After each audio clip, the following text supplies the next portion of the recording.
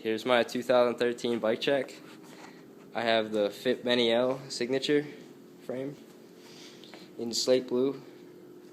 I have Colt Vans grips, Odyssey par ends, Animal Big 4 bars, Odyssey V3 elementary stem.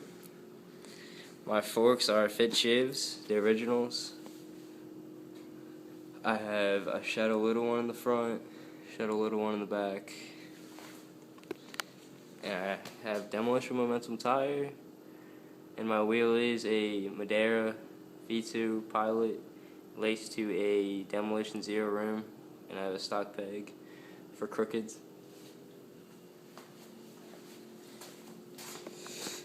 I have a profile bottom bracket.